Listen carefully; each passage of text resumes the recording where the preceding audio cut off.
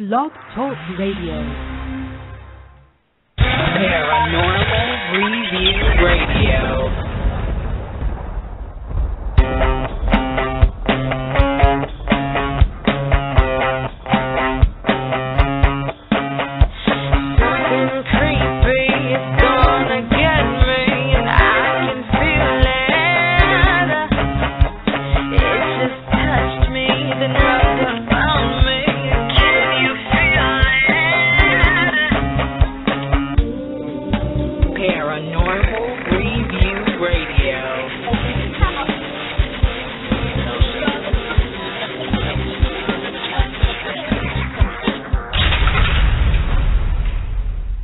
Hello and welcome, everyone. It is Friday night, and you are listening to Paranormal Review Radio with your host, Anthony Agati in New York.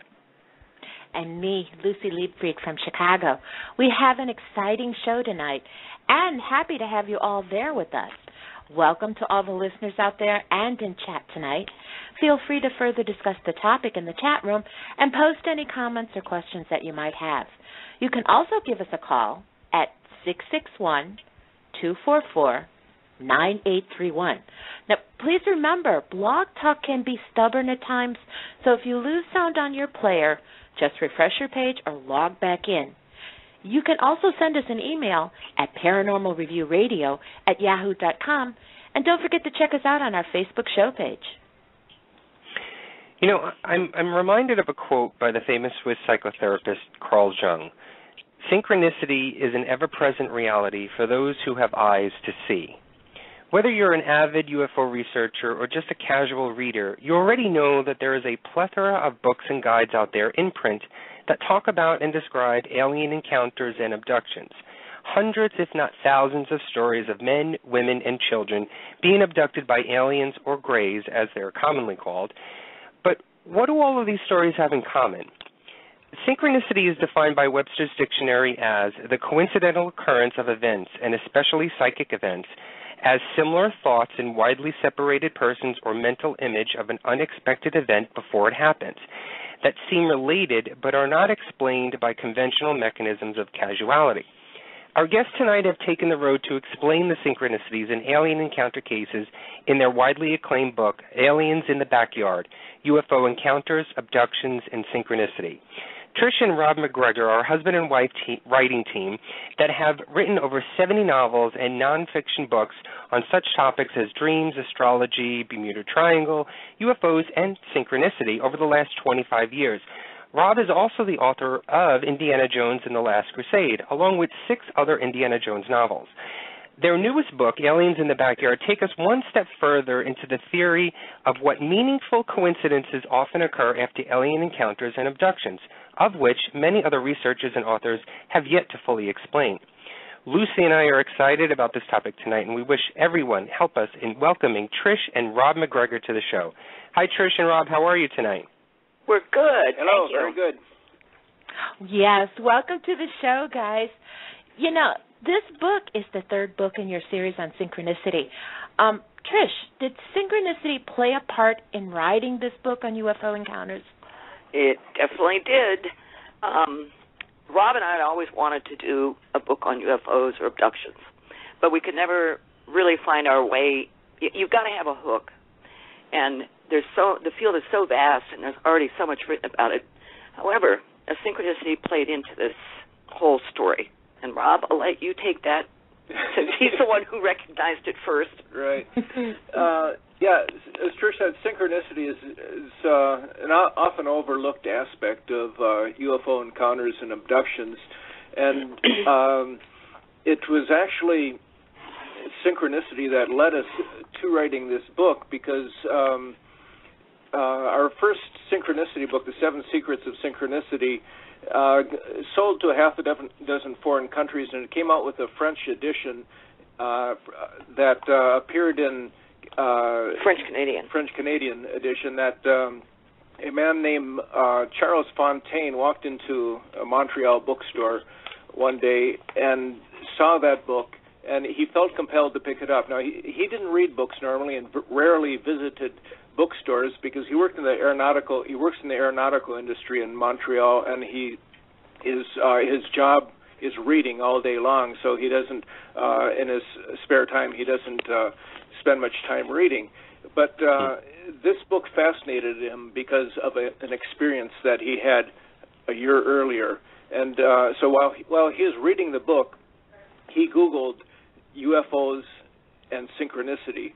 And the first image that came up was from our blog, and it was an eerily similar to what he had seen in his backyard, a UFO with lights streaming down.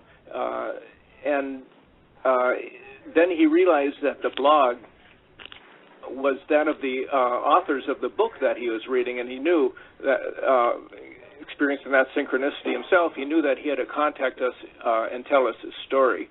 And his story is very powerful and an emotional story, and that's how we found our way into this book. Showing the emotional impact these encounters have on people's lives. Mm-hmm. Right. Well, Rob, you on your website, synchrosecrets.com, you do give some startling figures. 90% of Americans believe that intelligent life exists out of this world, and 63% believe that we are being visited from beings out of this world. Now, this can only be answered by people who have the courage enough to admit it. Do you think this number can be much higher? And how prevalent do you think that alien abduction cases really are?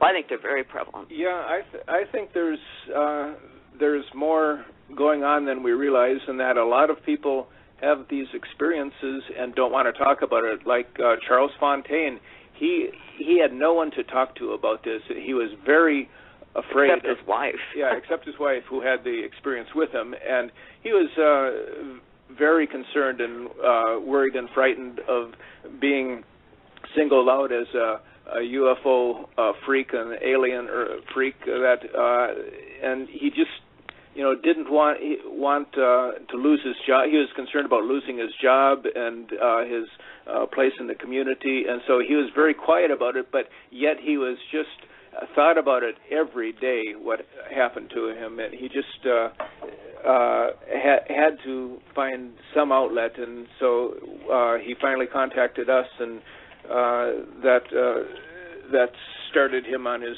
trail of finding out more about what happened to him and the meaning of what happened. And these people were French Canadian conservative Catholics. They didn't believe in UFOs. They didn't believe in aliens. None of that. So these people just had this experience, and it totally blew open their worldview. Mm-hmm. Well, Anthony mentioned the clinical definition of synchronicity in his intro, but what does synchronicity mean to you both? Well, synchronicity is when an inner and outer events come together in a way that's meaningful to the observer, to the person who has the experience, and can't be explained by cause and effect. You're thinking of your roommate you had in college that you fell out of touch with. You go to your computer, log on to Facebook, and you've got a friend request from that person. That's a synchronicity. That's a simple one. And most of us have those. A lot of people have these experiences with synchronicity, but they dismiss them as meaningless. And the more you become aware of synchronicity, it seems that more they happen to you. And maybe it's because of your awareness that you start noticing it more, but it also could be that more of those experiences actually start occurring to you as well. Now, UFOs and alien abduction cases, I mean, to all our listeners and to Lucy, this is my favorite topic. I love this topic. I've been reading and researching since I was a little boy. I just loved the idea or the theory of intelligent life out there. But the whole idea of synchronicity is very new to me. I'm sort of catching on to it in other aspects of the paranormal.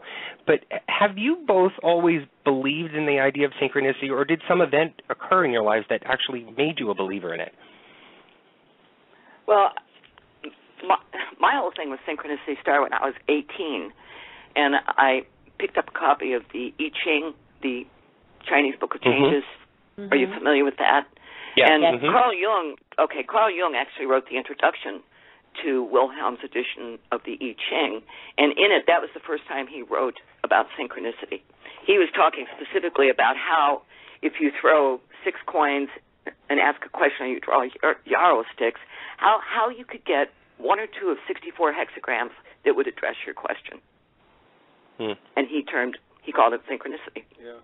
And for me, when Trish and I first met, there was synchronicity happening right in our lives at that time, because both of us were living lives where we had a fascination with the paranormal, UFOs, but we were surrounded by people who were non-believers, who didn't. We didn't have anyone to talk to about it, and we were also reading these Seth books, channeled books by Jane Roberts, and again doing this individually and not having anyone to talk to about the information we were reading. And so I met Trish when I was working as a newspaper reporter, and I interviewed her for an article I was writing. She was teaching English as a second language to Cuban refugees at Florida International University, and so after the interview, we were just chatting a bit, and she turned to me and said, "Do you know what synchronicity is?" That was my test question. Yeah, I do. I thought, okay, he's viable. Yeah. So that's how things started with us. Well, in the book Aliens in the Backyard, you bring up 4 amazing accounts of alien encounters with people, and you just had mentioned Charles Fontaine, and there's Connie Cannon, Diane Fine, and Bruce Gernon. Each are individual in their experiences, but all have synchronicity. Without getting into detail, as we want our listeners to read your book, what synchronicities did you find? Well, let's take the case of Diane Fine. Now, she's somebody who's a lifelong abductee. When in high school, she was diagnosed with cystic ovary disease. This was like in the late 70s. And she was told that she would never be able to get pregnant, and had 3 surgeries before I think she was 20, and said, "You'll never get pregnant." And one day she woke up with all the symptoms of a pregnancy. And she went to her family doctor, and he said, he did a test, did an exam, and he said, "This is unbelievable, but you're pregnant." And because this is a high-risk pregnancy because of her previous surgeries, he sent her to, I guess it was like a high-risk facility in Vermont, because at that time upstate New York didn't have any other facility. So she and her roommates left early on the day of her appointment. It's like a 3-hour drive, which would include the ferry ride across Lake Champlain. And everything was fine until they got to the town of Denimora, which is actually, I think it's part of Saranac Lake. And Denimora, for about 75 years, first it was a prison, but then for about 75 years it was a hospital for the criminally insane. So as they pass through Denimora, this really dense, heavy, thick fog rolls across the road, and they can't see anything. So she says, "Let's pull off and wait out the fog." So they found this gravel driveway. They pulled up the driveway, and there was a barn that had been converted into sort of a soda fountain restaurant type place. So the 3 of them went in. There were no other customers. It was just an older couple standing behind the counter, gray hair, short, and they ordered sodas. And Diane, sipped hers, and she said it just tasted uncommonly sweet. She'd never tasted anything like it before. Next thing she remembers is they're waiting at the ferry to cross the lake, and it's late afternoon. They have a period of about 2 hours of missing time. She barely makes her appointment, goes into the examining room. The nurse practitioner, or whoever this was, or the doctor, seems kind of confused, calls in somebody else, and they confer. She goes for another examination, and they said, "This is an unpregnant womb." She wasn't pregnant. And she freaked out. She said, "Well, did my family doctor do the test wrong?" No, he did everything right, but you're just not pregnant. So she knew that somewhere in those missing hours, her baby had been taken. Mm-hmm. Right. And now, what's the really weird synchronicity for her is that the town of Denimora, everything started going haywire after they went through Denimora. And if you think about the kind of energy that infuses a place for 75 years, Hospital of the Criminally Insane, this would be like Ken Kesey's One Flew Over the Cuckoo's Nest, Right, and right. The other part of this story is that when they drove back, where it gets weird. when they reached Denimora, they saw that entryway, that gravel road, and they decided to go back and check it out to see what they could find out. They drove up there, and there's no restaurant, no barn, no nothing, just nothing. Oh wow! Yeah, and so that was startling. So it might have been like a screen memory. Maybe it wasn't a barn restaurant at all. Right. Possibly a UFO, but that's what they saw. And Diane said, I mean, her when she and I talked about this, she said, look, the whole thing is a dark trickster. And with these experiences, there are always weird coincidences. Mm-hmm. Well, we're going to get into some of the other folks in your book because I think they're just fascinating. But with all of the meaningful coincidences amongst UFO encounters, it leads one to believe that there must be a significant reason why these encounters are happening.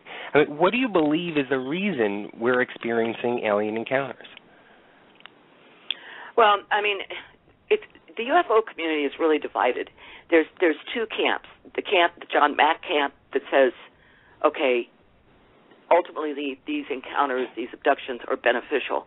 And then you have the Bud Hopkins, David Jacobs camp that says, wait a minute, people are being taken against their will, and horrible things are being done to them. How can that be beneficial? Yeah, and there's also a divide too on what the source of the aliens are, where they're coming from. A lot of people believe they're extraterrestrials coming across the galaxy from another planet to this planet, but there's also the idea that they're interdimensional, from the future, from another dimension, and they're into our brains, into our minds, into our consciousness, so they're relating to us in ways that are outside of the normal means of cause and effect, the way we normally look at things. In fact, one radio interviewer said, well, do you think aliens control synchronicity? I had to really think about that, because it's a great question, and we don't really know. Right. Well, one of the theories that I remember hearing in regards to explanations of why we do encounter, UFO encounters, or experiences, is that the idea of the time travel, that it's actually us in the future time traveling back. Mm-hmm. And the idea that possibly there may be that synchronicity connection because they're creating it, like you were just saying, the possibility of that. I mean, that's certainly, I think that's as viable a theory as any, but the bottom line is that really nobody knows. Because right now, as we stand here in the 21st century, we really don't even understand the nature of reality, much like what encounters are. Right. I think quantum physicists are getting closer, but nobody has all the answers. Well, there's go ahead. No. Go ahead, please. Yeah, I was going to say, it seems like we have an everyday reality that we live in, and then there's an underlying reality where these connections that exist outside of cause and effect are taking place, where paranormal events are taking place. And sometimes and what synchronicity is the link between the normal consciousness and this underlying consciousness. And so when synchronicities happen, we're getting a glimpse of the unconscious mind and the underlying reality, whatever it is. Yeah. Mm-hmm. Right. Well, some experiencers, they have seemed to develop psychic and medium-like abilities afterwards. And the book even mentions some cases where they sense change in the earth, like having feelings before an earthquake, and another one happened before a mass shooting. Now, has there been much documentation on this kind of thing? Well, I think we're the only ones who have done, that I know of. We call these people planetary empaths because they actually exhibit physical symptoms that sometimes days before some type of event, usually hours, but these symptoms are bad. I mean, bleeding from the nose, bleeding from the ears. A couple of people have ended up in ER. And with practice, they're able, well, some of them are able to tell if it's going to be an earthquake or a volcanic eruption or if it's going to be some sort of man-made thing, like the Aurora shooting, for instance, or the Boston Marathon. But they're not able to get very specific about it and say this is going to happen in this city or we haven't seen anything like that. But just we have a website where people come and put down their experiences, what they're. It's a static page on our blog. Yeah, what they're feeling, and oftentimes something happens. Like people are putting telling about their conditions, how they were feeling just days before the bombing in Boston at the marathon. Well, you know, reading this book was really almost like reading a novel until you begin to realize that the people in these stories, they truly believe something has happened to them. And it really becomes frightening and kind of disturbing to think of the effects that happen to one after they realize an event has happened. Now, do you feel that these experiences alter our state of mind and possibly affect the spiritual path we were once following? I think these experiences have such an impact on people's lives that it sculpts the rest of their lives. I mean, Bruce Gernon, who had his experience in the Bermuda Triangle in 1970 when he was 24 years old, this thing has influenced his entire life. He thinks about it every day. Yeah, he does. Yeah. You know, he's come up with different theories about what happened, and he's finally getting around to the point where he believes that, you know, the UFOs and some sort of encounter was involved. He tried to, like Charles Fontaine, he didn't want to bring that out, and he wanted to be some kind of weather phenomena or something something benign, geomagnetic phenomena, and but he realizes that this strange elliptical cloud that he went around, and then that chased him and grew and expanded and surrounded the airplane. Now he's convinced that there was probably a UFO in that cloud, and that he probably flew right into a temporary interdimensional portal, and that's not always there, but it comes and goes. In fact, a few years ago, about the time the book, or maybe right as the book had come out, The Fog, which Rob co-wrote with Bruce, Rob and I contacted a remote viewer, Joe McMonigal, who we know, and asked his wife if she could set up the protocol so that Joe could do a remote view of what happened to Bruce. So when Joe works, Scooter, his wife, Nancy, gives a number to the event, puts it on a piece of paper in an envelope, and Joe just touches the envelope and then remote views the event. And Joe accurately described what the inside of the cockpit was like while he, you know, all the equipment going haywire, the compasses spinning, and Joe felt that the whole plane had been abducted. Wow. Yeah. Bruce doesn't want to think about that. Yeah, right. But we went to Andros Island, where Bruce's flight started. He and his father and a business partner were on this plane, and they were planning on building a resort on Andros Island, and that's where they took off from and had this experience. And we went there with UFO Hunters, with the TV show. And they interviewed Bruce and I, and We tried to get on. There's a secret naval base there called Autek. Yeah, there's that base Autek is been called the Underwater Area 51 because there has been a lot of UFOs and USOs that have been seen, and we were able to, for Writing the Fog, we were able to talk to some former civilian employees of Autek who told us about their experiences. But one of the things with UFO hunters is they tried to get into the base to get a tour to talk to the commander.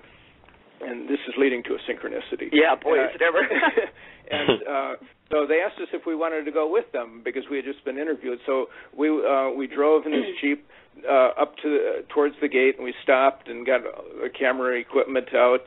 And suddenly this black helicopter starts coming right over the gate, hovers, and very loud. And then a police car comes up and pulls crossways across the gate.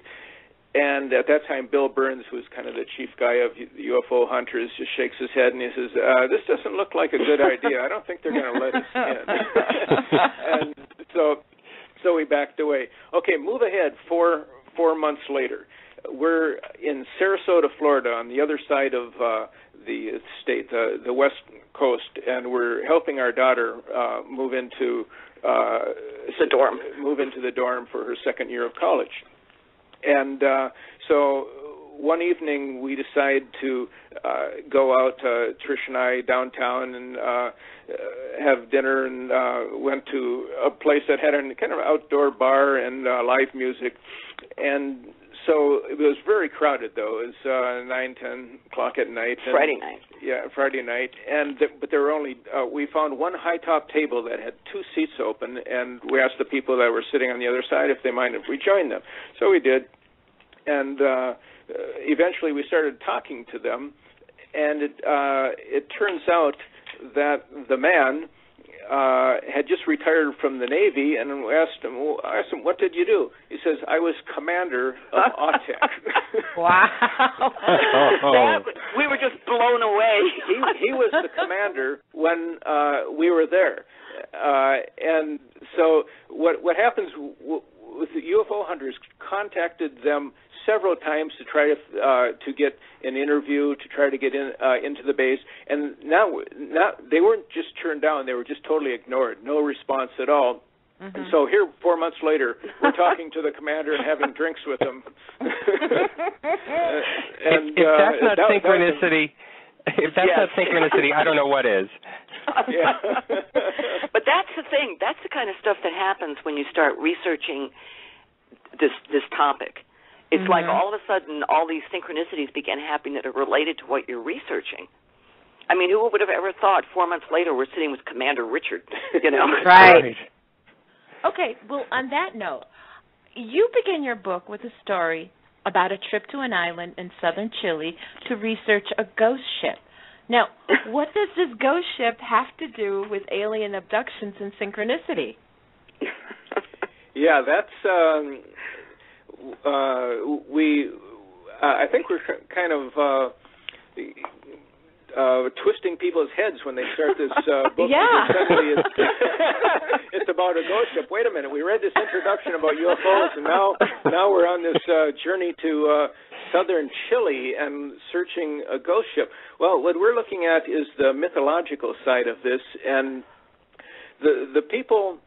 I wouldn't call them primitive, but the people of that island are isolated, and they have a whole history of mythology and so forth. Legends of this ghost ship that many people believe is real and that they've seen, and it appears in shallow waters where no ship could appear as a real ship, and they see crew members on it, and crew members coming ashore and abducting people, and they're dressed in black, and they're tall, foreign-looking, usually blonde, and so when we got into this, I mean, it was a synchronicity for us. Just we didn't go there with the intent of going to this island. It was our honeymoon. It was our honeymoon, and we just had a real cheap flight of $300 down to all the way down to Santiago,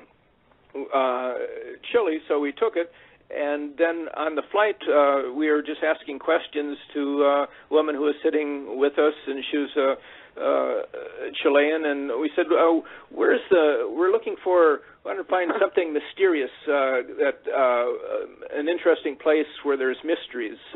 And she said, you got to go to Chiloé, the island of Chiloé.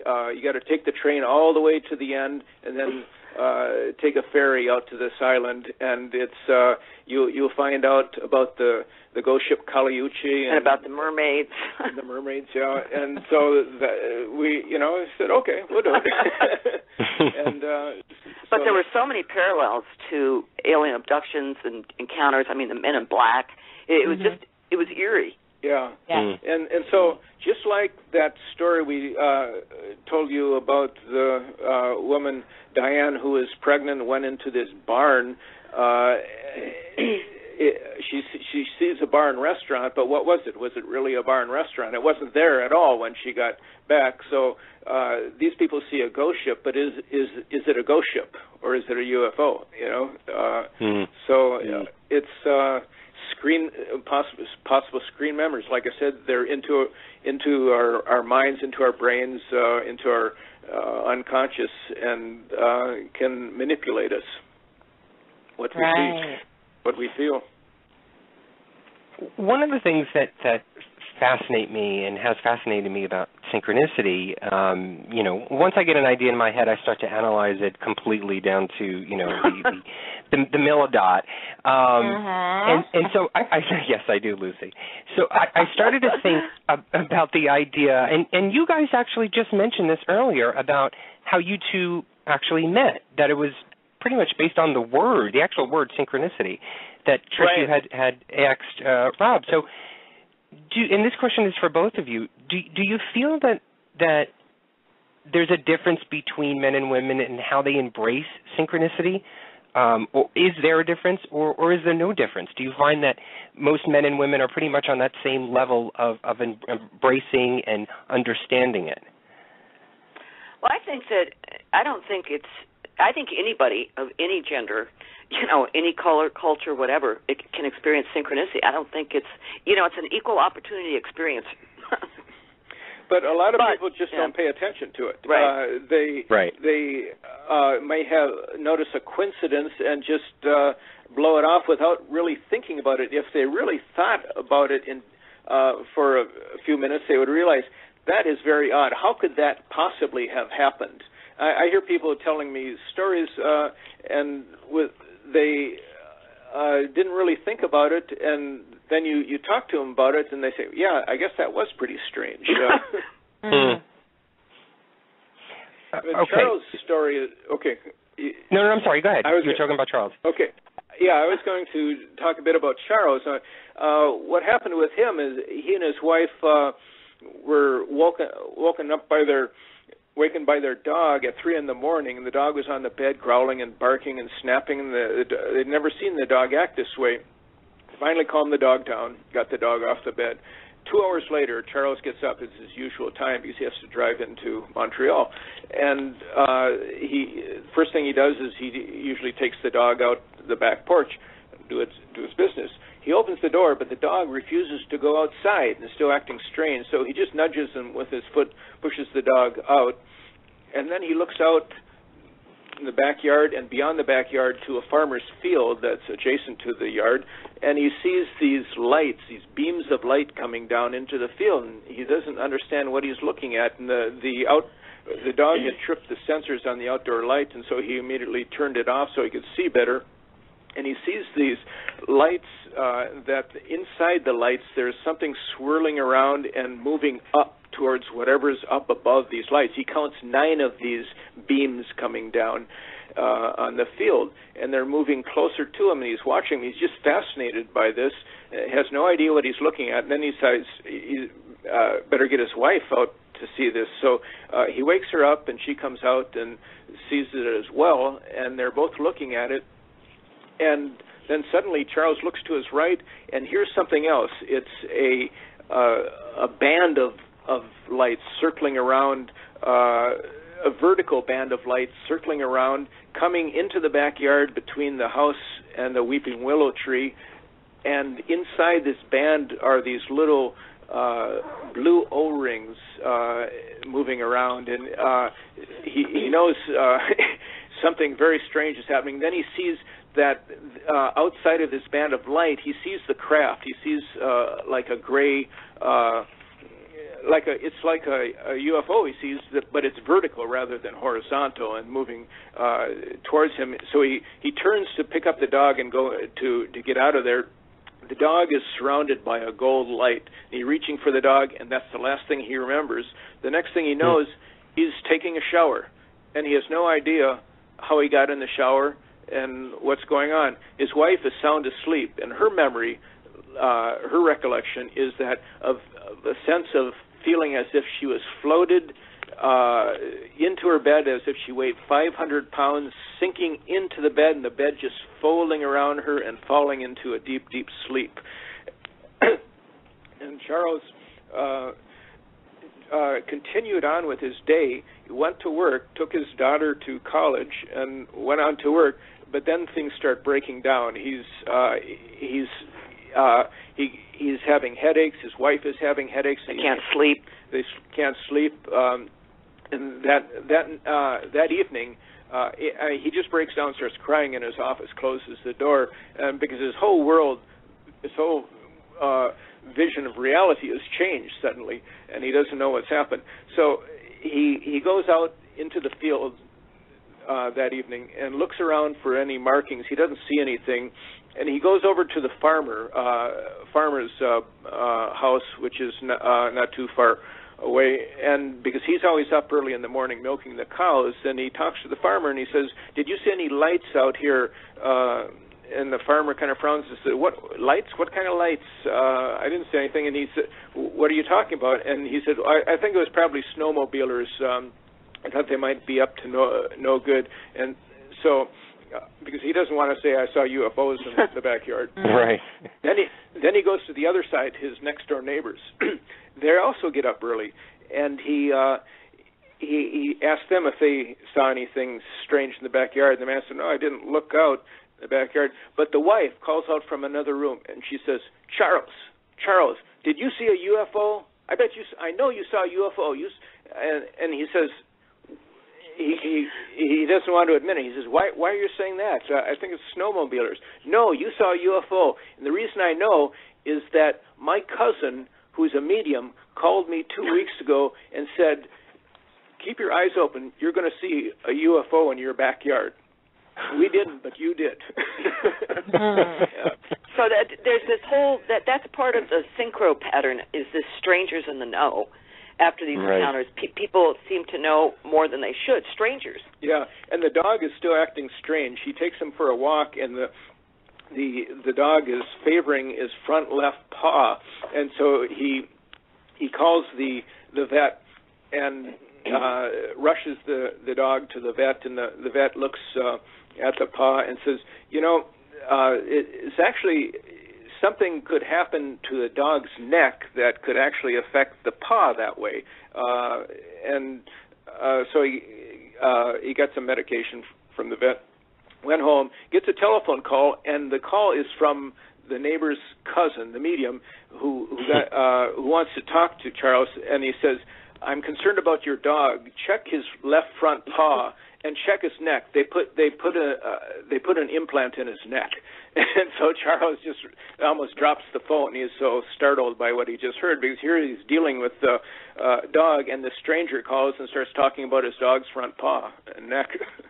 And it's just one thing after another that happened, Charles. Those neighbors, he rarely saw those people, but after that, everywhere he would go, 25 miles from home, he'd go to a restaurant or a store, there they would be. It's like they said, "We're not following you. Are you following us?" I mean, everywhere for weeks that happened.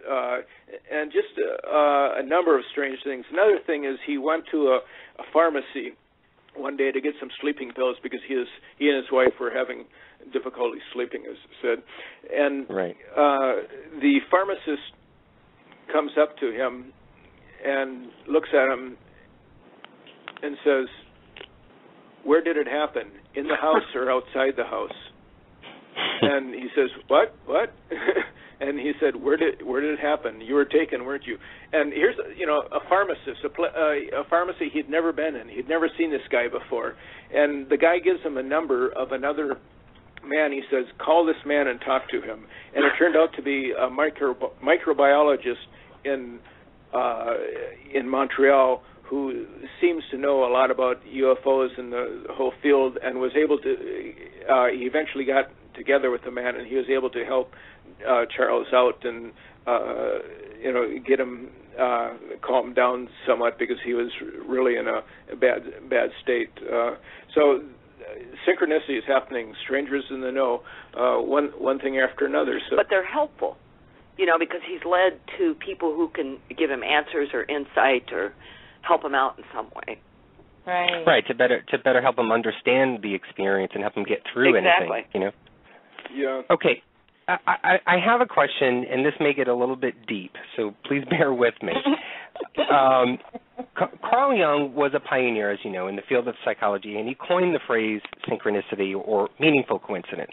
His theory in psychology was, so profound enough to lead us to believe that when a person experiences synchronicity, it was the action of a person's self-awakening from an egocentric perspective to an awareness of una mundus, or one world, that things are connected whether we believe it or not. Do you feel that, and this is just my own theory and my thought on this whole subject and topic, but do you feel that the fear that many abductees experience when going through their experiences of being abducted are merely the deep-rooted psyche becoming afraid of the truth, in which we as humans are pretty much not ready to understand just yet? That's a great question. Actually, Jung was so far ahead of his time, it's kind of shocking. Right. David Bohm, who was a quantum physicist, came up with a theory that everything's time, space, reality unfolds from what he called the implicate order, which is that underlying reality that Rob mentioned earlier. And that what we experience is the explicate order. Okay, that's the unfolded reality, what we see, hear, taste. And so when Jung talked about the one world, how we're all connected, that's very similar to the Hindu belief in Indra's net. That these connections, or like the way we sometimes talk about 6 degrees of separation, which seems to have shrunk to about 3. So, yeah, I think that the awakening of the unconscious, I think that's what it's the heart of all this. But, this fear that people have from these experiences, some people are saying, well, it's the cup half empty or the cup half full, because some people have these experiences and see it as very positive, and others see it as frightening and negative.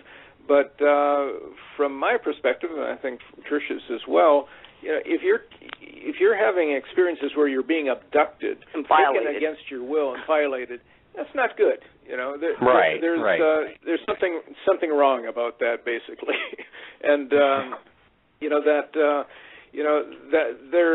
they're manipulating us somehow. And sure, maybe there are some ones that are on our side, benevolent ones, but these ones that the abductions, that's they either think of us as farm animals, or they're just very neutral, or want to take away the resources of the planet and make us like serfs, possibly.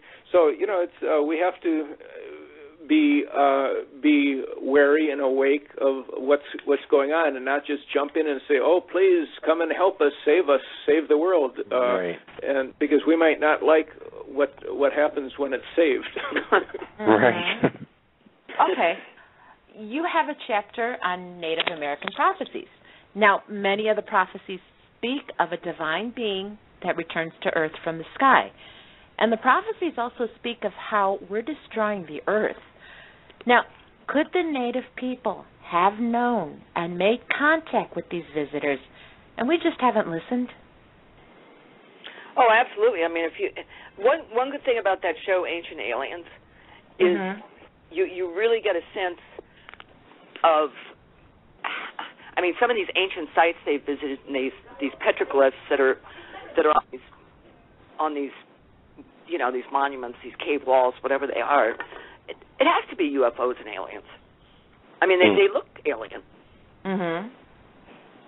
Yeah, and there is a grave concern that seems to be expressed by these by the aliens through the sightings when they appear at outside of the gate of nuclear bases, where there's different nuclear events going on, and it's an expression of concern about what we're doing to the planet, and maybe it's not so much concern about us, but what they don't want us to destroy the planet because they would like to share in the resources of the planet. So, I think that's one thing that has been real clear from a lot of abductions and a lot of what people have. I mean, Diane Fine, she was in some of her earlier abductions. She was shown when she was on the craft, shown images depicting cataclysms, disasters, and planetary changes, and the implication was that look what you humans have done to this planet. Well, speaking of Diane, and you know the pregnancy, there is reference in the book to progeria, and this is the disease that unnaturally ages a child. Now, some of the experiencers have stated that these children, they may actually be hybrids that have gone wrong and were left with the human mother. Now, science has found that a single chance gene mutation causes the disease, and it's not passed down from either parent. Could these poor children actually be hybrids, as some of the experiencers are claiming? Well, that's one thing that Connie Cannon, who allowed us to use her real name, and she's also a lifelong abductee, who is now 70 years old and doesn't care who knows. That's what she felt when she first saw, years ago, a show on progeria children. She thought, oh, my God, these are hybrids. And she even wrote to David Jacobs about it, the professor of history at Temple University who does a lot of this abduction research. And he told her he thought it was an interesting theory but didn't have any opinion one way or another. But they certainly, I mean, you look at a child with progeria, and there is something awfully alien about the face. Right. Well, Lucy had talked about earlier in the interview about the statistics that are on your website, synchrosecrets.com. It sort of alluded to the fact that, you know, those numbers are basically accounting for the people that have come forward, and there could possibly be many, many more. And so many experiences have hid what they believed has happened to them. Since writing your book and talking to people and going around and you know, I guess maybe, you know, responses or comments that people return back to you, have more people opened up about what has happened to them, or do you feel that people are opening up more? I think people are more open to it than they were, say, in the 80s or even the 90s. I mean, Connie had been having these experiences since she was born in the 40s, and even her husband didn't know, you know. Right. So yeah, I think that is more, you know, as there's more and more information coming out. Yeah, people are more comfortable with it. We've had a blog on Synchronicity for over 4 years now, and we had people making comments about synchronicity for, you know, months at a time, and then suddenly we find that these are people who are abductees, but they had never told us. They've been on the blog for maybe a couple years, and before they finally say, well, they noticed that we started putting some tying in synchronicity with encounters, and so we started hearing more stories from people who've come to the blog. Well, besides accounts that you... I'm sorry, go ahead, Trish. No, go ahead. I'm sorry, go ahead. I was just going to say that, besides the accounts that are in the book, the stories that you wrote about, were there any other people that you talked to or researched on when writing the book that you just weren't able to put into publishing? Yeah, we talked to people who would tell us their experiences, but they didn't want them in the book. Yeah, I talked to one man, another man actually from Montreal, who heard about Charles' story, and he was somebody who has had these experiences since childhood, and he's been very quiet about it, not telling anybody about it, but he started writing me these long emails describing them in detail, and I was going to write more about him, on our blog, but suddenly I got a contact from him, and he says, "Please don't contact me anymore. Ever since I've been in contact with you, strange things have been happening. I've been getting calls from all over the world, people just calling and hanging up, and I don't know what's going on. And I can only link it to my talking with you about this. I've always been quiet about it. Now I started talking about it, and this is what happens." And this is interesting because our blog is visited by a lot of intelligence agencies, and we've been able to track them. The FBI. What are some of the other ones? FBI, Homeland Security, the Defense. I think they call themselves the Defense Intelligence Agency, and the Royal Canadian Mounted Police. Yeah, they spent 8 hours on our blog.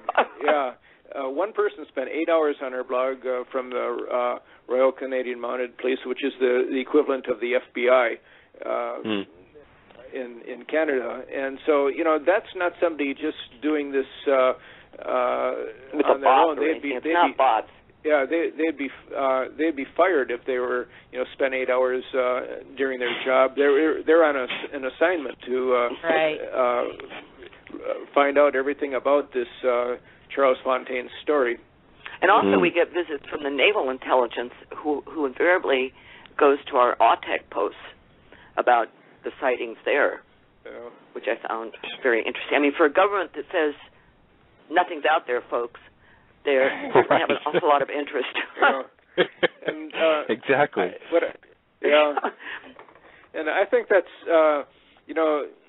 different agencies know different things, but maybe they don't have the whole picture, and they want to know what everybody else knows, and so they're doing some research on their own and trying to put it together, and they're keeping secrets from the other agencies and vice versa. So I don't think it's a real unified thing, but there may be some organization that might be outside of government but linked to government that does know what's going on.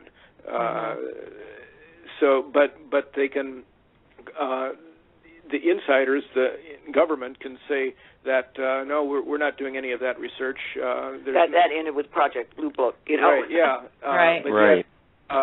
Yet, we outsource everything, and I think at some point they outsourced the UFO investigations to a private agency, but that has contacts in the military and government.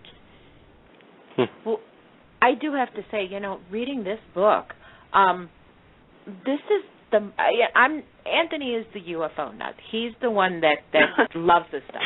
I've always believed, and it is of interest to me, but I don't know that much. So reading this book just opened up so many doors and ideas. And you briefly touched on it before about, what the agenda of these visitors could be. And one of the theories that's in the book mentions that they're preparing to meet their creator or strengthen a dying race. Do you believe that this is so? Well, David Jacobs certainly believes that there's an actual, so did John Mack, that there was an actual hybrid breeding program because they can't sustain themselves in our environment in their present form. So by creating human-alien hybrid children, or who later grow up, that then they can sustain themselves in the Earth environment. And so, yeah, that's a possibility. Yeah. And I don't think, the experiencers say that, well, if these beings were our enemies and they want to take over our planet, they would have done it by now. They would have the power to do it. But right. I don't think that's how they're acting, though. I don't think they're into violence. I think they know that what maybe they've learned from over their centuries and how millennia, that violence is just destructive, and so they're influencing us through manipulation. They want us to work for them, basically, is through mental and psychic manipulation. Right. Yeah. Rather than just destroying the planet, because that doesn't serve their purpose to destroy us and destroy the planet. It's more subtle. Well, Lucy and I have been doing this show for a couple of years now, and we bring up a lot of different paranormal topics. And we haven't used the word synchronicity, but I think, Lucy, we've used the word web.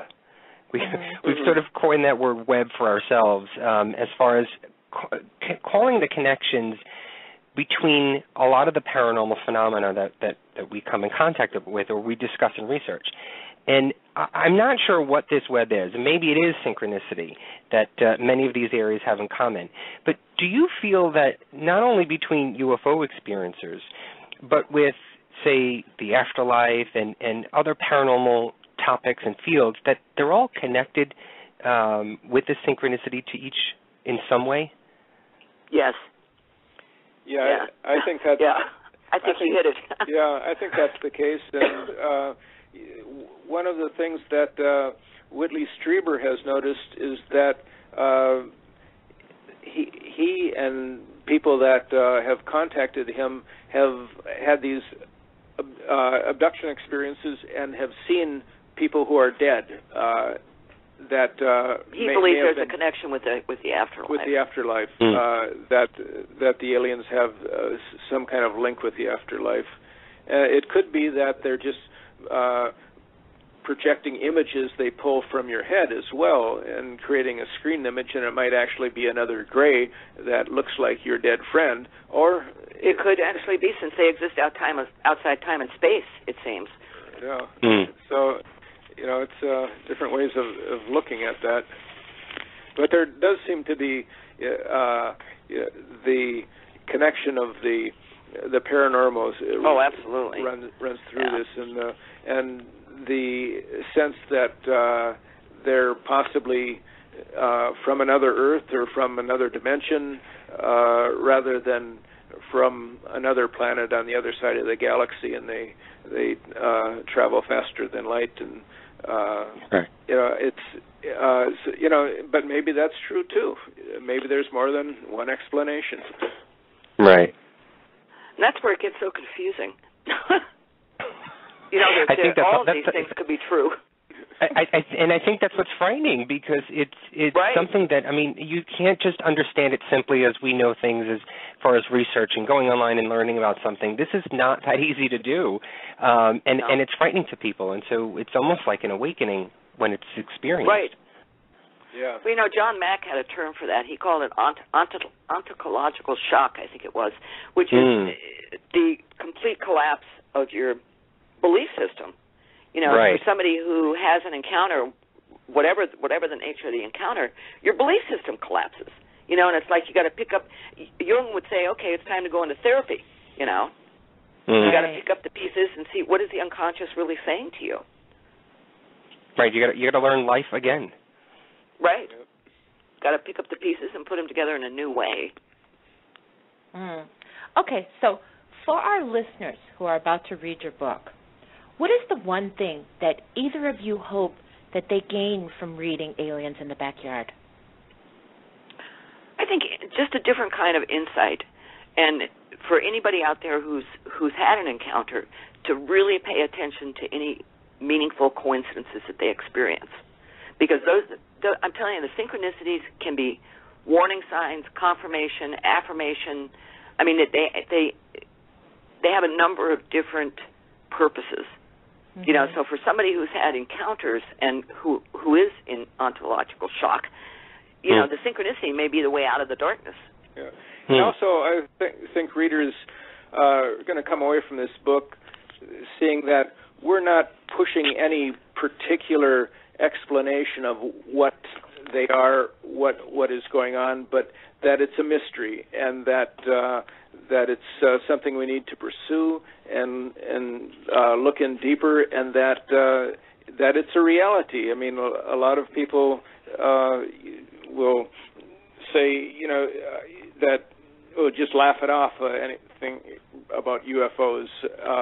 But if you read this book, I think when you read these stories, and these are people, real stories, and especially the one with, I think, Charles Fontaine and his wife, because Charles' sense before this happened to him is that if UFOs and aliens existed, well, the U.S. government and military would have told us about it long ago. It's just something from movies and television, and so his whole world has changed because he's had that experience and he knows they exist. And that would qualify as the kind of awakening that Jung used to talk about. Mm-hmm. Right. Well, I know where your consciousness wakes up. Well, I do know that reading this book has definitely given me a whole different view of the subject. I mean, we've talked to others about this. I've read, Betty's account, but this was just completely different. This was opening up a whole new perspective, and it's just simply amazing. Oh, that's great. Good.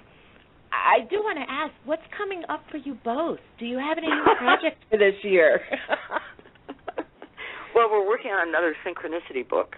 Oh, great. We'd like to do another UFO. Well, actually, we do have a UFO. Oh, that's right. Yeah, it's called a bookazine. In other words, it's like a book, but it's in magazine format with pictures. And no advertising. No advertising. And it's put out by the Hudson News. Hudson News, and these are the ones. Hudson News are the ones that stock all of the airports, the little book stands, and they're a distribution company, and they're also in the last year have begun publishing these different bookazines, and we asked if we could do one on UFOs, and they agreed. So we have that coming out. That's not till this fall coming out, but we're finishing that up and looking for new stories for another UFO book, and working on a new Synchronicity book called The Synchronicity Highway. Excellent. I love it. Excellent.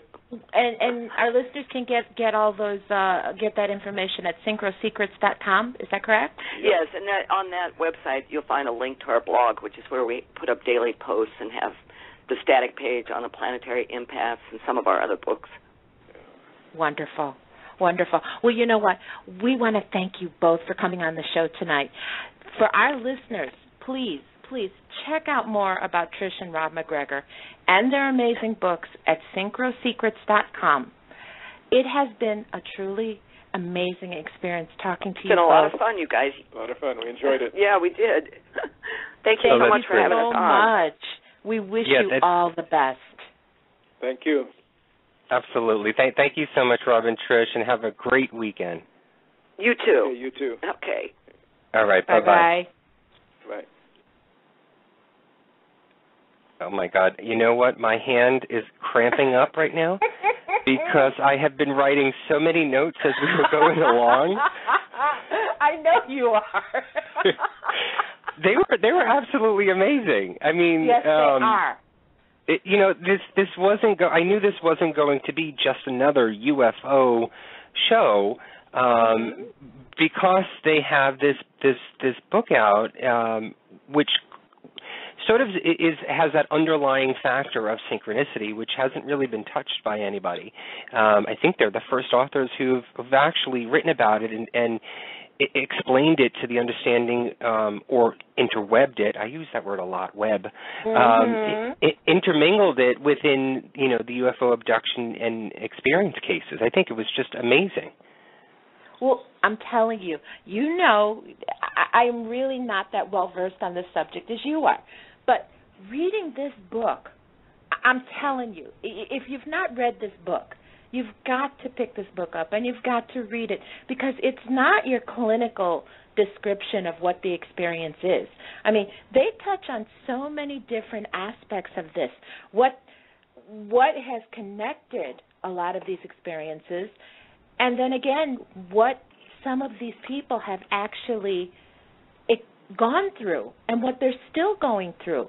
And if you go to synchrosecrets.com and you start reading all of this stuff, it starts filtering in, and you start beginning to realize that this isn't just something that happens to other people. This isn't just something that's in a movie or that you can see on TV. These are things that just seem to be happening, and there is a very, very strong connection between what's going on. And then you start to think about, oh, my God, where is this all going to lead? Well, there are other books, and the reason why this book is different and why Rob and Trish have written the book and created and published it with the idea and with the term synchronicity included in it, is the fact that, yes, other books out there are, like we said before, hundreds and thousands of written literature about alien abduction cases and stories and experiences and just encounters itself. Those are the books outline similarities. But what they had outlined in similarities was the idea of, okay, how is this story related and similar to someone else's story? What did they see? What did they feel? What had happened? What was the length of time that they were supposedly gone from this plane and onto the ship and so on and so forth? And so there are many books out there that create that similar or explain that similarity between these stories. But Rob and Trish go a little bit further than that and talk about synchronicity, about how things are connected in a way that we're not even realizing, consciously realizing in a way that things are happening for a reason. And just like the story that they had talked about when they were on the island and they left and went to Florida and just ended up sitting at a table with a retired, what was he, a pilot, I think, who they were trying to get to talk to on the island about the incident.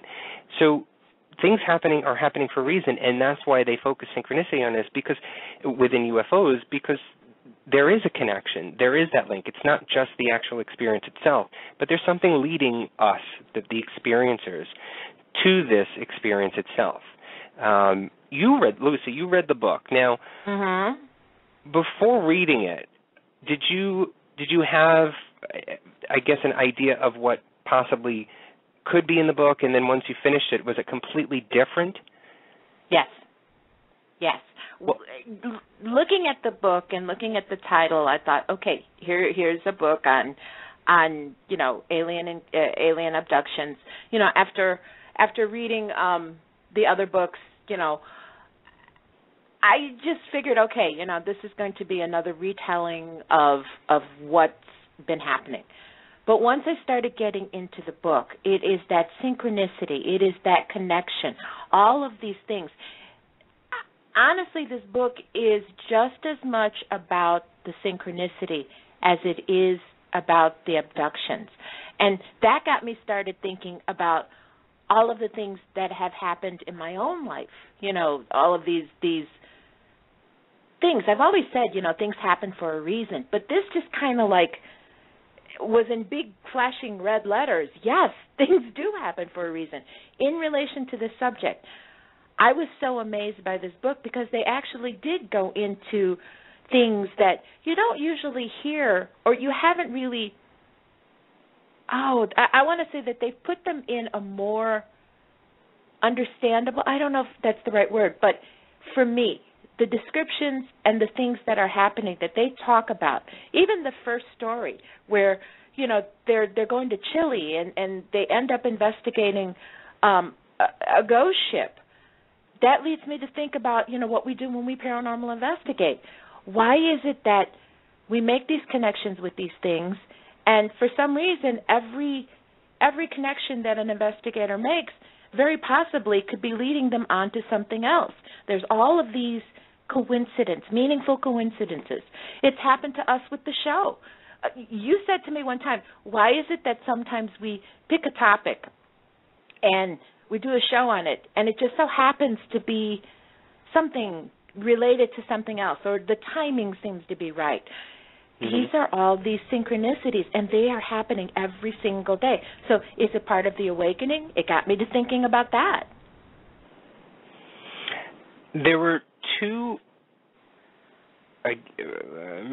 quotes, but there were two things that both Rob and Trish had said during the interview that we just had that I was compelled to write it down because, again, a lot of these things that hit me, it sort of clicks in my head, and I automatically pick up the pen and write it down because it may not make 100% sense right now, but I have a feeling that these could be the keys that could be unlocking some things for me personally.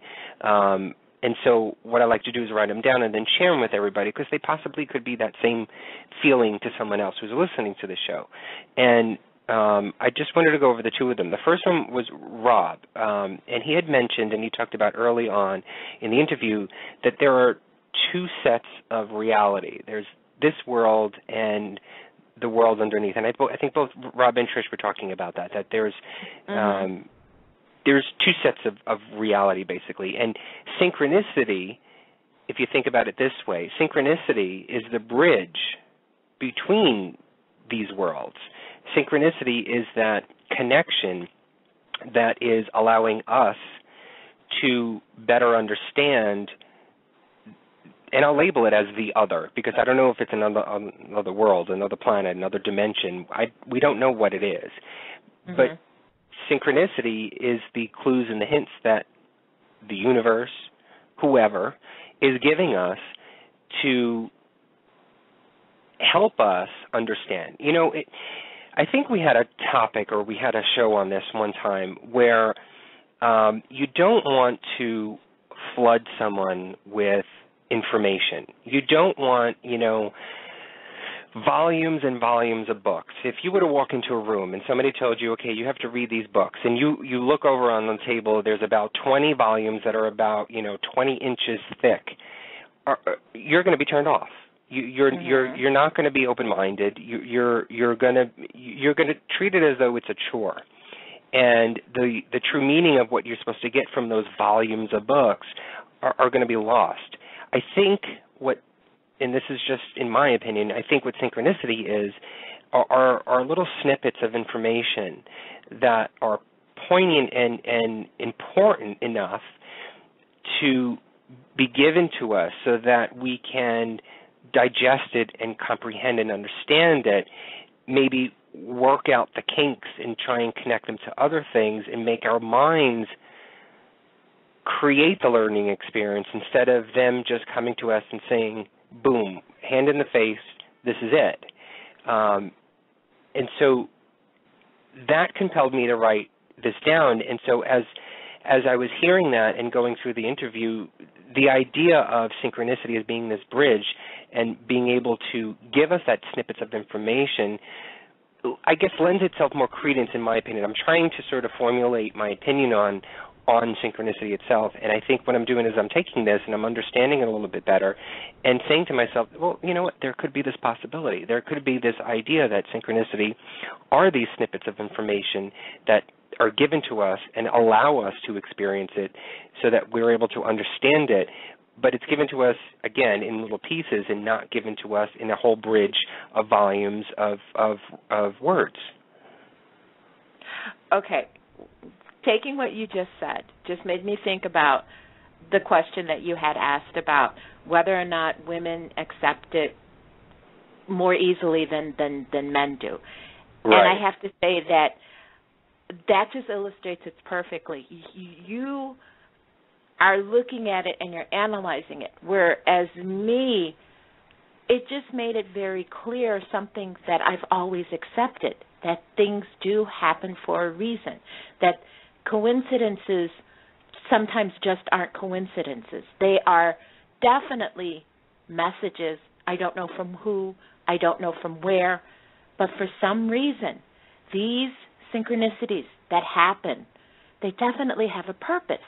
I've always felt that, and this just kind of confirmed what I thought. So for me, the idea of synchronicity is an easy thing to embrace. Now, the second part of it is that I think the very fact that I read this book, the very fact that we got the opportunity to talk to Rob and Trish, has just opened up a whole bunch of more doors that I definitely want to go into and that I definitely want to learn more about it. So yes, all of these things are happening that are pushing me towards something. It's pushing me towards either learning, it's pushing me towards an awakening, but I can accept that. Okay, I have a question for you. So, yes. All these years that you've been living on this planet and have been conscious,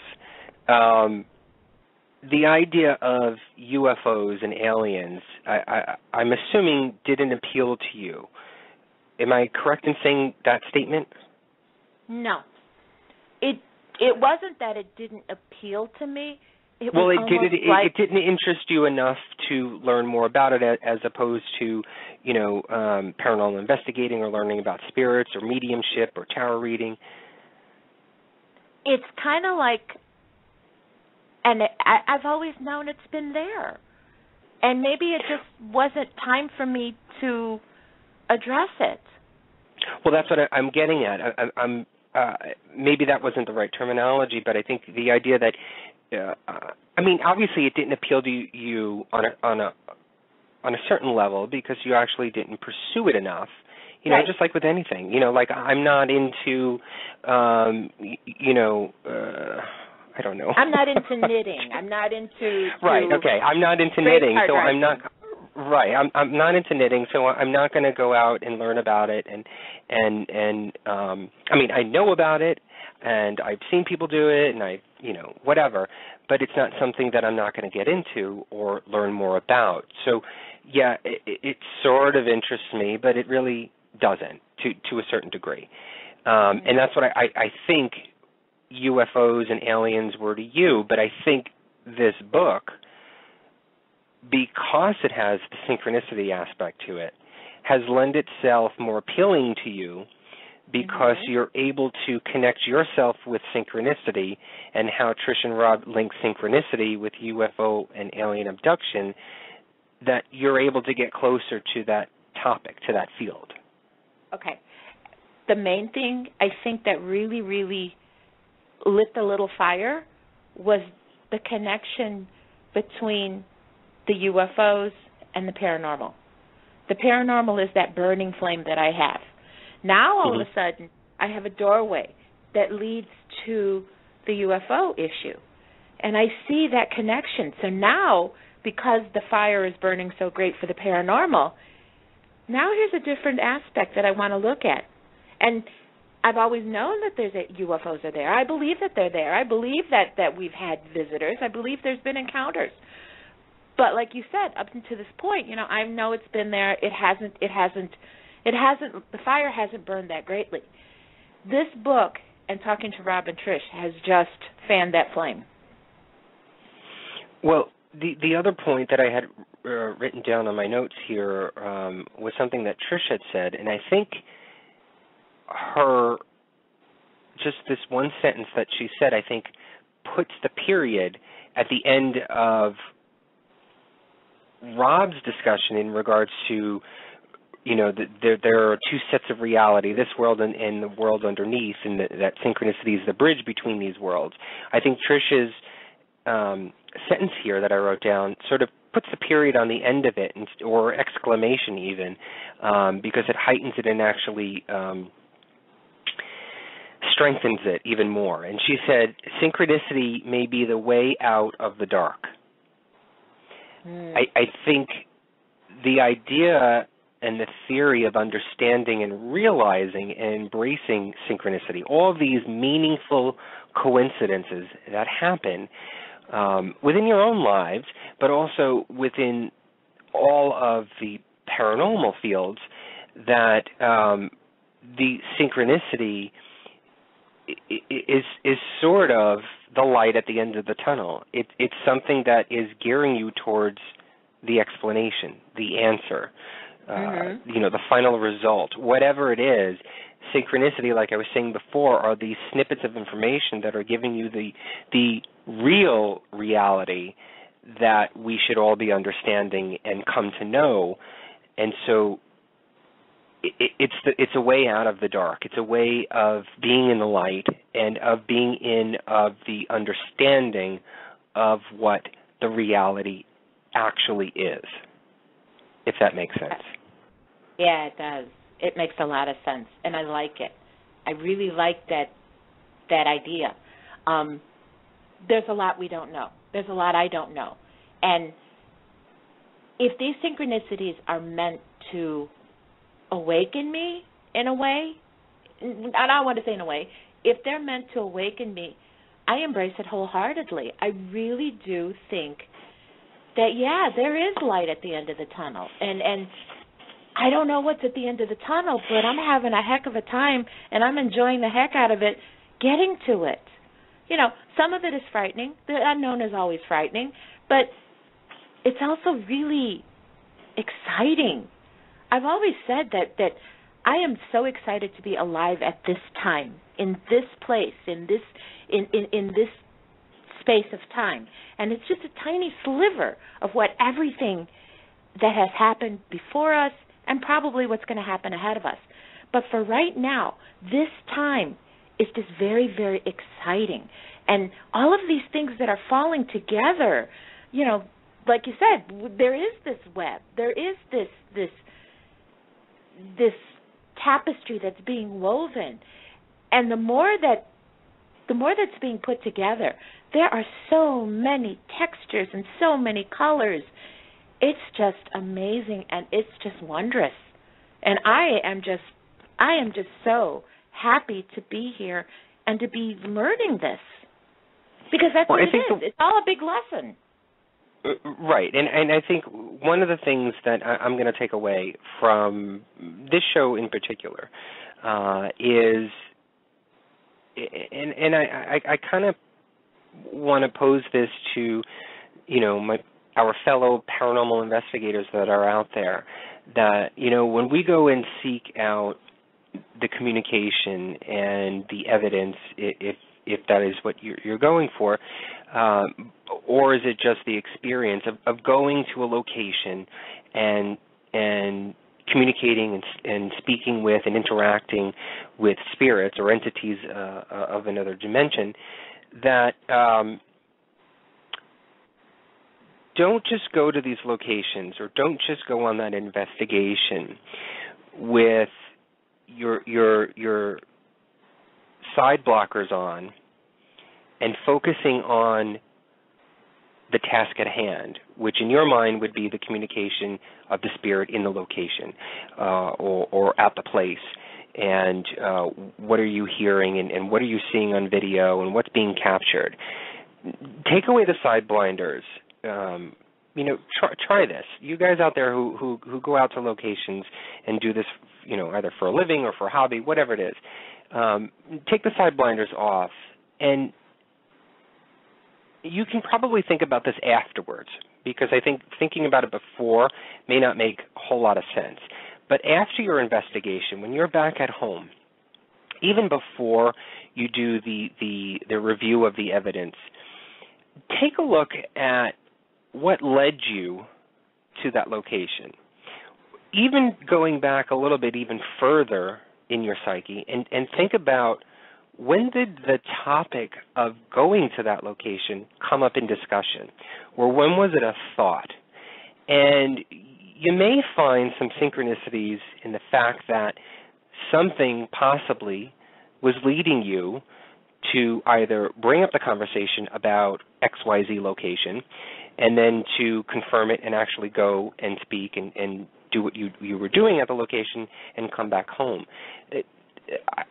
I think about it that way, and your experience on your investigation may be exponentially even greater than either evidence that you found or evidence that you didn't get, or no communication at all.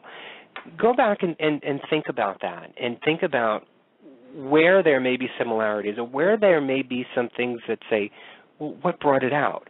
Why all of a sudden now in the month of May or April or whatever it was that you guys decided to go to this location? Who brought it up? What was going on in your surroundings at that time? Because you may find that there may be a connection, that there may be something that led you to that. And in doing so, you may get a greater sense of the investigation and even a greater sense of your self-worth and being, because it may have been something that led you to that place to give you, again, another quote-unquote synchronicity, or give you another snippet of information that may be helpful to you in your personal life or within life itself in general, and also the mission that you've been on, which is paranormal investigating. I don't know if that's making sense to anybody, Lucy. I don't know if you had any comments on that, if you agree with what I just mentioned. I agree with you 100%. I'm sitting here and I'm smiling so much because just in my own experience, everything that we've done, everything that led me to do this, to be a paranormal investigator, there are all of these things that have just tied together, and it has made me who I am today. I am definitely not the same person that I was 3 years ago. Okay, and it's actually June 3rd was the first investigation. That was the first time that I ever walked into this area. This is the first time that I met you. It's the first time all of these things that just kind of pulled all together. And one of the big things that I do want people to think about, a paranormal investigation just doesn't stop with the investigation. Once you leave the location, exactly what you just said, once you leave the location and once you get home, and it continues. There are things that happen, things that you learn, things that that cause you to think maybe in a different way, or maybe to look at something in a different light. A paranormal investigation continues on, and each experience is different. Each experience, whether you get evidence or not, is definitely going to be something that is going to affect you in some way. Now, some people can say, oh, yeah, I went here and nothing happened. Well, like you just said, think about it. Think about the things that happened to get you to go there. Maybe that wasn't the purpose of that investigation. Maybe it wasn't time for you to make that connection. Maybe there was something else that needed to be done or experienced. Just traveling to the location. What happened there? How did you get there? Who did you meet? Who did you talk to? What did you see? All of these things just have this connection, and it's just brilliant. It's just absolutely brilliant. But I don't think we all think about that. I know I never did before. As you were talking, I was trying to think of things that come to mind about synchronicity and the travels that we've had at locations, or even, you can pretty much say right now that, me and you meeting up at that one paranormal event a bunch of years ago, who would have thought that we'd be sitting here right now on the radio sharing these, insights or information or tidbits with other people who are listening? And I'm amazed at how many listeners that we have. People, see the people that are in the chat room right now, but that's not that's not an accurate number. There are so many folks that listen that are not in the chat that we get reports on after the show, and I'm just blown away. And I think, I truly think that the synchronicity of you and I, Lucy, is the idea that, or the theory that we were meant to meet each other. I think we were meant to go through what we did with our paranormal group. I think we were meant to then turn to this path because, honestly, I don't think I would have gotten a greater insight to the paranormal world if it was not for the show and for not doing the research with you that we do every single week. It's amazing how we get it done, but and also with the guests that and the people that we talk to on air and within chat, it's just amazing that we've all been able to connect and each one of us brings something to the table. And for me personally, it has heightened my awareness about the paranormal that much more, and it's actually given me that much more insight and answers that I had been looking for before. I mean, it's amazing how much I know now as opposed to what I knew 10 years ago in the world. And 10 years ago, I was still, knee-deep in books and reading and watching, the shows and stuff. And I thought I was getting a lot of information, but apparently I wasn't. I really was not, because the connections that we've been making with, again, the guests and the people and in chat and all our listeners, it's that connection and that interaction that we've had that's actually led me to open up my eyes even much more, even though they were wide open before. They've just been, the eyelids have been cut off, basically. And I've seen a lot more of things that I never thought even existed, and it's actually heightened my awareness to the paranormal that much more. And so there's a synchronicity, I think, right there. I've said it before, and I'll say it again. Taking that first trip changed my life. It absolutely changed my life. And the reason why I took the trip, I just happened to walk past the television and just happened to see, the show on Paranormal Investigating. I'd always, known about ghosts, always, knew they were there, had an experience, but never once thought that I would be in this position where I am today, where some of the places we've gone to, some of the people that we've talked to, some of the things that we've learned, it is just amazing to me. One of the things that just popped in my head, which I can probably explain as a possible synchronicity or a meaningful coincidence, and I think I told you this story, Lucy, that prior to that paranormal event that we went to, the group that had hosted that, there was a forum where people can go on and, I guess interact with the people that were going to attend this event. And I had been talking to a few people. One mainly was Jessica Fennelly, and who has become sort of a mutual friend between the both of us.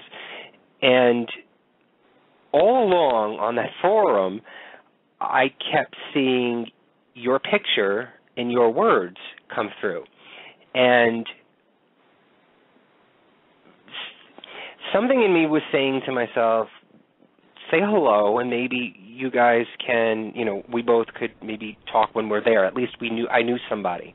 And I said to myself, well, I know Jessica, okay. Maybe I'll see other people there and I'll meet other people there. But I always kept seeing your picture and your words. And then when I was at the event, I think we were online for the registration. And who do I see 5 people behind me was you. We had not talked. We had never met, not at all. I don't think you even knew me at that point. No, I didn't. Even from the forum. But after talking with Jessica, who I had not known that you had talked to her as well, that's how you and I met. And so, to me, I think the synchronicity, even before I even went to that location to that event, the synchronicity was starting because something was telling me to remember your picture or remember what you were saying in that forum, because something is going to happen. I don't know. That sounds corny to me right now, just saying that. That's too mushy for me to be talking. No, I mean, it's true. It's true. It was just so weird because I had, started talking to Jessica, and actually when I was there at the event, I really, I was there by myself. I didn't know anybody. I was talking to a few people. And for some reason, Jessica kept saying, come on, let's go to lunch, let's do this, let's do that. And I was like, But I finally said, okay, what the heck? And I started hanging out with her. And after hanging out with her, I met you. And it was like, I knew at that moment that you were different. You weren't like anybody else I'd ever met. And I remember talking a mile a minute because when I get excited, you know how I am. I don't shut up. I know. And you act like a 5-year-old. Yeah, and that's exactly what I did. And afterwards, I kind of just thought, I didn't really think much of it. But as we went along and all of a sudden we started talking more and more, it was like it came back to me after the fact that I was right. There was definitely something there. And then all of the things that we've gone through, it just becomes more and more apparent to me every single day that there were things that you were going to be able to teach me and that we were going to be able to experience. And I'm telling you, I'm not done with you yet. There's so much more. But it all boils down to that one chance. I mean, what are the chances of me talking to Jessica? And what are the chances of her talking to you and the fact that we did talk to each other? I didn't want to talk to anybody when I was there. I mean, it was my first trip by myself. I really wasn't looking for it, but it was like right there in front of my face. It just hit me like a ton of bricks. And I'm telling you, I owe Jessica to this day, but it is definitely a synchronicity. It is something. It is a meaningful coincidence. And it's probably one of the most meaningful coincidences I've ever experienced. And it's funny now. I mean, I don't talk to Jessica as much anymore. I rarely talk to Jessica, too. It's funny. I mean, we have to move on, but I just wanted to make a comment, and this is completely off the topic, but I see Red was talking about salads or something, and I see he was looking into kale.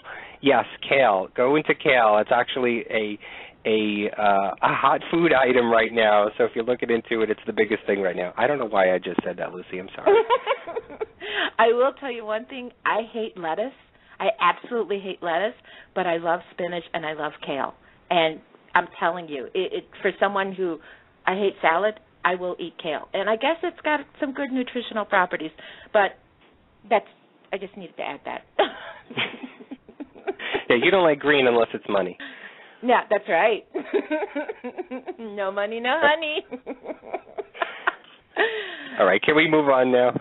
Yes, we can. Okay. It's the Paranormal Review Radio Fan of the Week. Now, if you have been following our Facebook page, you are aware that we have been posting our shows. We've been uploading our shows to YouTube.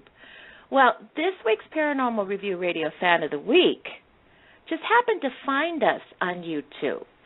And this week it is Alexandre J. of France. Now, Alexandre, he's English, but he lives in France. And he posted on our Facebook page that he found our show by accident on YouTube. And he's been listening to us ever since. He likes UFOs. He likes ghosts and spirits. He is interested in military history. And he is an artist who paints World War II aircraft. So we want to say merci, Alexandre, for listening and being a fan. Yeah, congratulations, Alexandra. And if you check him out on his Facebook page, he's got some really great paintings of some World War II aircrafts that they were just amazing. I saw them. So congratulations to you. And don't forget, if you want to be a Paranormal Review Radio Fan of the Week, just like us on Facebook, Paranormal Review Radio. And remember, too, like I said, YouTube. I mean, if you missed a live broadcast, you can always go and listen to us on the archives. But YouTube has opened up a whole new avenue of people listening. And, you know, Alexandre is a great example. I mean, he's over in France. So, you know, look out, world. We're ready to take over. Oh, boy. Okay. Well, you know, there are so many things that happen in our lives every single day. Things that either guide us to something else or make us notice that there's something that has some kind of meaning to us. Now, do these things happen by chance, or is there a reason why they occur? Tonight's show was a fascinating example of the things that have connected so many people to something that we always think happens to someone else. Alien abduction is a mystery that millions of people are becoming aware of. Have we been contacted, or even more scary than that, have we been somewhere that we don't remember? Just think about it. You might be surprised at what you find. We do want to thank Rob and Trish MacGregor for joining us and opening our eyes to some of the connections that link many of these experiences. Will it happen to you? Now, we did talk about the unknown tonight. Well, next week, we're going to talk about something very familiar. Sci-Fi's show, Ghost Hunters, will be premiering their 9th season. Can you believe it? Their 9th season on June 12th. Yes, the granddaddy of all paranormal television will be back. And we're going to be talking about the upcoming new season. We're going to be reviewing moments from the past season, and we're going to catch up with team member Britt Griffin. He'll be here next Friday night, so join us so that we can talk about Ghost Hunters with Britt. We do want to thank everybody for listening. Thank you so much for all of your love and support. Anthony, thank you so much for everything that you do. So, until next week, dear Parapeeps, don't stop searching for the truth. And have a paranormal week. Good night. Good night, everybody. Paranormal Review Radio.